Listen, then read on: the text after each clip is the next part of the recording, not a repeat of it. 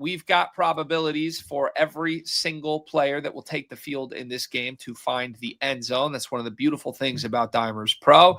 But let's dive in and take a look at some of the most likely touchdown scorers that the model projects. Yeah, I figured we'd just take a look at the top 5 here. I'll put this back up on screen for those of you watching at home.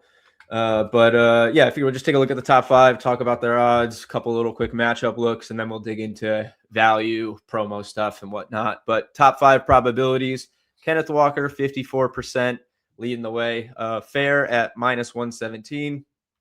Good luck finding him any better than -190. One of the worst bets you can make in this entire game from a value perspective is Ken Walker anytime touchdown. And I hate to say that because he's got a good chance to find the end zone. Like right here, the model's telling you 54%, the only guy over 50. He's going to get the most touches out of any player in this entire game. Seattle will probably win the game, but he is -190, almost -200. He wasn't even that in the games immediately following Charbonnet's injury when he was like, all right, they're not even going to give the ball to anybody else. So it's really tough. He's got 4 touchdowns in 2 playoff games. He's a huge part of the offense, though. Yeah, good chance he finds the end zone, but I just think you got to find a better way to bet on him. First team touchdown score, that's +190. First half TD score, that's +140, +145. And if he doesn't score in the first half, you're probably getting him plus money live in the second half. So, unless you're going to be on the outside looking in, disappointed you didn't get -190 on Kenneth Walker to score a touchdown, I think you either bet him to score in the first half or you bet him live if Seattle goes down, or at least he doesn't score on the first couple of drives. But I don't even know if he gets to plus money unless Seattle's down in the second half, maybe even late in the third, So, unless he's just been bottled up all game or something and they can't get anything going. So, next up, almost the same here. So we'll go with JSN at 46%, Fair at +117, looks to be around -110 most places. I think I saw -105 on Bet365. I cannot say that sportsbook name. So no value, but not horribly far off at least, So you're not getting nearly as taxed on him as you are on Kenneth Walker, for example. He was completely unneeded versus the 49ers. He was a machine versus the Rams. He still scored in both games in the playoffs. Didn't really matter what his role was. You'd like the plus money. But if you're going to bet one of the Seattle stars straight up, he's certainly more favorable at this price compared to Kenneth Walker at his. Ramondre Stevenson, 46%, also fair at +117. You can find him for +150 on Bet365.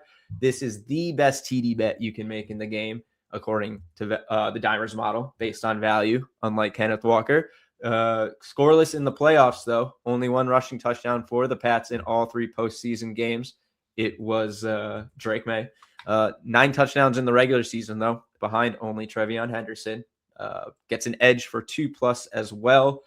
If the Patriots can move the ball pretty well, this is not a bad look. Seattle did allow 2 red zone scores to the Rams last week, but they were one of the better teams in the red zone during the regular season, just a 50% conversion rate. So great value on Ramondre. If they're down in the, the dirty zone, they're probably going to get that. Give it to him. He's got a really good chance, but, not really the best playoff run for the Pats running backs, particularly. Next up, Hunter Henry, 28%, fair at around +250, +260. Can get him at +235, best odds I saw. That's not bad at all, in my opinion. Obviously not technically value, but, when you're getting I wouldn't call him a long shot, but, closer to 3-1 and you're still getting him at, +250, that's pretty good. You can see the drop off though from, the studs to Hunter Henry, almost a 20% discrepancy from Henry and our 3rd most likely touchdown scorer. So it looks like it's going to be, anybody's game pretty much outside the top guys. He scored in the Pats' first playoff game, 7 touchdowns in the regular season, was a top option for them. Mentioned that earlier. Talked about the Seattle's weakness at tight ends earlier. Caveat was that they are pretty good at limiting scores, but not so much as containing them from a yards perspective. I'll just say that we'll have a little bit more on Hunter Henry regarding touchdowns in a bit. Next up is AJ Barner, rounds out the top 5. Fair at plus 270. Best price was plus 250 or so. Bet 365. So again, not too far off from his value play. Scored 6 touchdowns in the regular season, but only 3 targets in the playoffs. Not sure if there's enough there to really interest me. And I just, it's just kind of funny. We're talking the top 5 guys, and we got to Hunter Henry and AJ Barner before Stephon Diggs and even Rashid Shaheed. So it's real toss up. I think you should have fun. You should try to bet somebody in the outside that 30% range, like the Hunter Henrys, Stephon Diggs, Rashid Shaheed type of guys. But there's not a lot of value to be found there.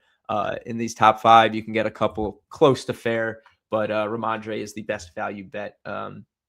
As mentioned, edge for 1+, 2+. Let me just check real quick, see if that is still up here. I doubt it would have changed very much. Yeah, 2+ TDs, 12.6%, plus 1,100, 12.6%. That should be about, I think, plus 700 or so.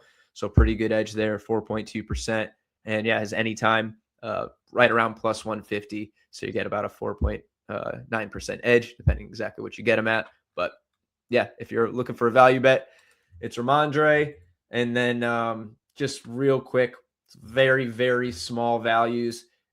Drake May plus 300 on Bet 365, 26%. 25.5%. So fair at plus 285, very slim edge. Trevion Henderson, he was like the big early value. He was plus 550.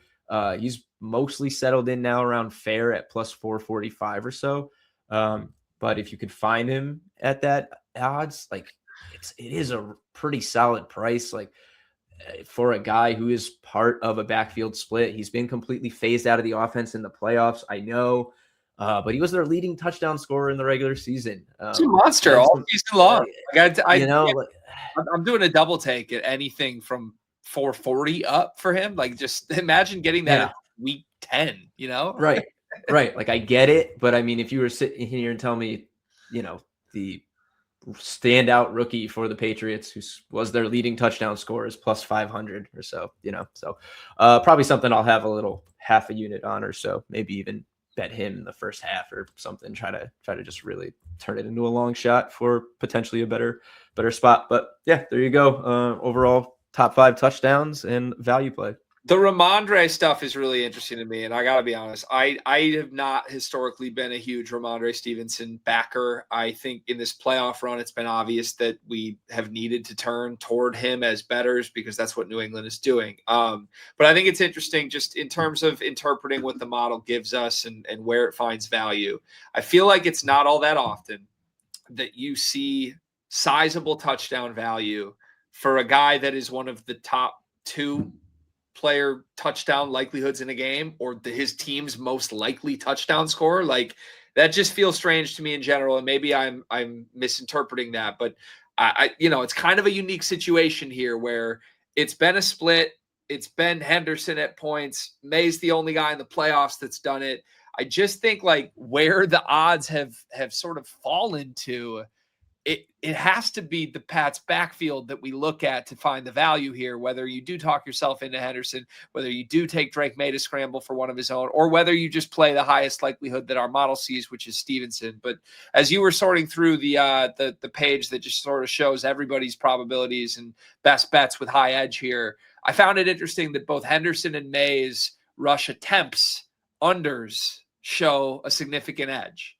And then you look up and Stevenson's almost at a 50% touchdown probability. It's like the model is screaming at us that Stevenson is going to have a big game here. And again, this is not a guy I historically back, but it's a guy I'm going to have to back because the model is telling me enough to do it. I think I've seen enough to add it, Dave. I really have. Yeah, I do like him in this game. I'm definitely going to play some of his receiving yard stuff. You know me, first quarter, probably try to get him 5, 10, 15 plus. Maybe see if he doesn't do that early, get him live in the game for better value at like 20 plus 25. But, right in line with why I think he could score a touchdown. He's a sneaky guy. He can be pretty elusive. He's broken some absolutely monster plays this season, and it wouldn't surprise me to see the model's value pay off here. It did in the AFC Championship with our lone touchdown value on Cortland Sutton, and that was a much harder scenario for him. Yep.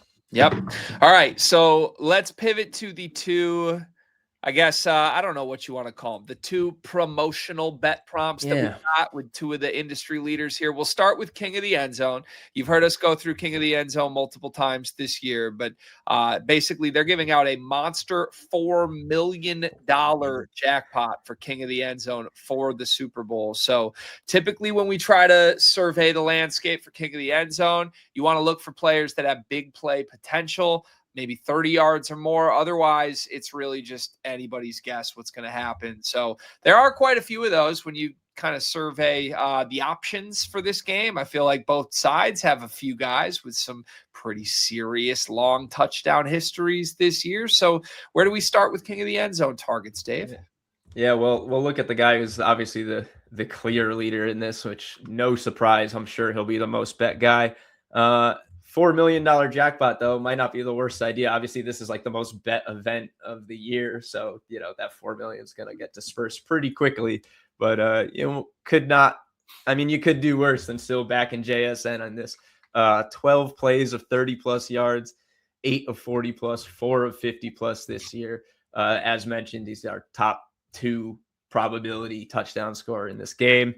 Ken Walker, 3 plays of 30 plus, 2 plays of 40 plus, 1 50 plus reception earlier this season. Not a lot of big play potential there, though. AJ Barner, single play over 30 yards, a 61-yard catch back in week 6.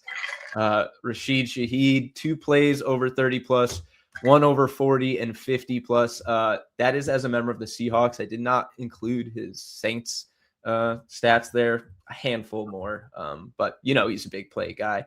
He gets the added bonus of kick returns. You bet on him and he scores on the kick return, you also get him there. Also, that means everybody who bets on Seattle defense, special teams, will split that pot too. So it's going to be a split pot on Shaheed.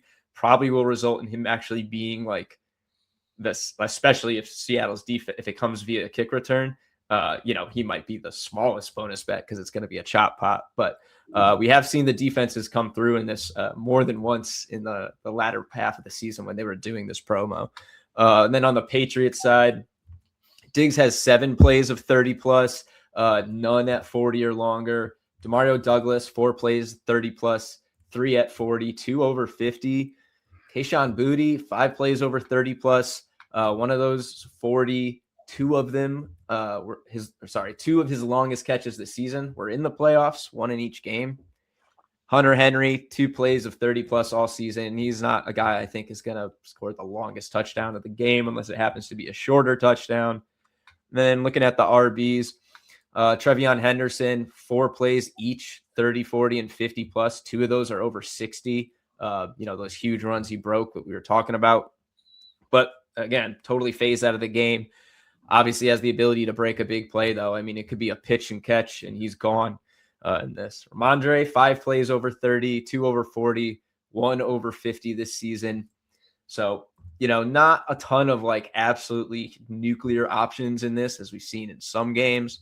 And you got to pick somebody who you just think has the ceiling to catch a big pass, basically, or break a big run. Pick sixes, obviously very dangerous in that regard. As well as kick returns. Not a lot of methodical science to picking this guy. I think you just take somebody who has that big play potential. Personally, I like Shaheed or Kayshon Boutte. Big A-dot for Kayshon, almost 17 yards depth of target this season. Rashid Shaheed is the biggest in the playoffs. It was like over 24 yards. I think we mentioned that on the first Super Bowl look when I was talking about his receiving ladder. So I would go that way. I just don't like to go the favorite. You could, like I said, you could do worse than JSN. I think in some scenarios, he's obviously got the most big play potential out of anybody. But I just can't help but go with my longer shot guys. So Shaheed or Kayshon Boutte for me. That's the way I'm wired too. And with Shaheed, my fear is, like you said, he may not end up the longest shot guy because I think he is kind of the loudest, obvious, big play only type, boom or bust, home run swing type. And as you mentioned, split pot with anybody that goes Seattle defense. I think I'm going to talk myself into taking the Pats defense here and hope for something random. Hope for Darnold to hear some voices like years ago. And, Ghosts. yeah, I just think other than JSN, I mean, the numbers speak for themselves as you went through these guys. I like the booty shout. He's obviously got a history here, but most of the primary targets in this game are not explosive play guys. I mean, you're either going to split a huge split pot with JSN or split a huge split pot with Shaheed, or booty is probably the smart play if you want a real big play guy that's not going to be, an enormous split pot. I'm going to try and just thread the needle. I'm going to try with Pat's defense. I don't think it's all that likely, but I think that's a fun way to go about this. Yeah, I like that. I will strongly suggest that someone else in my household plays that promo while I'll play Rashid Shaheed. Yeah, so exactly. I would never suggest manipulating a sportsbook promo in my life. However, I would strongly suggest that perhaps somebody else who resides at my residence plays a different play than me. Extremely easy. All right. How about the FanDuel touchdown jackpot next? Another really fun one here. The whole goal is get someone who scores either the first or the last touchdown in a game and end up with some bonus bets. How are they splitting up this week's $6 billion one? Is it the same as they did it for the regular season? Yeah, 3 million each for first or last. Obviously, if the same guy scores, and it all splits between that guy. If the very strange or unlikely result that someone who is not listed scores first or last, it just defaults to the second touchdown or the second to last touchdown scorer. But I genuinely miss doing this on the Thursday show. These were so fun during the regular season, and I think they took it away with still a couple weeks left to go, so we didn't even get 18 weeks out of it. It was really fun to close the Thursday night football preview with these. We nailed it twice in the regular season. Mari DiMercato and Sean Tucker, deep cuts, returning around 250 in bonus bets each. So it was really fun to do this. It's not totally random. First or last touchdown is about as random as you can get. First, you can kind of put, I guess, a little of the methodical research into it. We have probabilities for that. If you want to just go with the straight up top 5, most likely, that doesn't change from the top 5 anytime TDs. JSN's slightly ahead of Ramondre there, where they were even in anytime. AJ Barner actually jumps Hunter Henry as the 4th most likely instead of 5th most likely, but overall the same 5 guys right there. So nothing really additional to break down. If I'm picking a player from the top 5, it's Hunter Henry. That was what I mentioned earlier. Casual bettors, I think, will be playing Ken Walker, Jackson Smith and Jigba, Ramondre, maybe Stephon Diggs because of his name, Cooper Kupp maybe just because of the name recognition. Henry is not under the radar, but I do think he's got to be the 5th most popular pick here, at least in theory. If Pats are trailing, as the general prediction suggests, they'll be passing later in the game. Good chance for Henry to get the last touchdown. While it may be just 5.5% for him to get the first, that's top 5 from our model. So signals solid upside for me. Without getting too deep into the weeds, he's a guy I think if the Pats are trailing, he'll be a featured point of the game. And he should be a featured point of the game in neutral game script as well. So yeah, top 5 probability. That's who I'd probably go with. And I love the matchup. I like the shout for Henry. I'm going to take a different Pat right in that range. I think it's Drake May for me. I think there's various ways to see it. We talked about the matchup specifically here too. Seattle doesn't necessarily send a ton of pressure, but they get a ton of pressure on quarterbacks. They haven't gotten to actual takedowns in this playoff run. I do think this is going to be a game where Drake May has to improvise a ton, and whether that goes well or poorly for New England, I don't know. But I think it's going to happen early and often. And even if they're playing from behind, like we said, there's going to be ample opportunities for that too. So I'm on May, you're on Henry. I think both of those are in the same range and kind of mapped together as the way to tackle the FanDuel first last touchdown jackpot. You've also got your Dimers backed touchdown parlay for us here, Dave. What is it? Yeah, I just had to do a little something using this data. Not getting too cute, going with our top edge, Ramondre and Ken Walker, who is our top probability, but I am going to play him first half touchdown to get him at plus money at a much more favorable price than minus 190. I cannot do it. I cannot put someone minus 190 in my Super Bowl parlay. Plus 490 for this little two-legger on DraftKings. Maybe I'll even play it both of them first half. I don't know. We'll see. It's probably not that much better, honestly, where it's worth it. So yeah, Ramondre Stevenson, our top edge, Ken Walker, our top probability, just taking them to get it a little earlier than most, I guess. It's a smart way to go about it. You are one of the best early sequence bettors that I've ever encountered. You found a ton of value with stuff like this year. I just think, it's not rocket science. It's just if you like a guy in their matchup, they're probably going to be utilized earlier. That team knows about the matchup.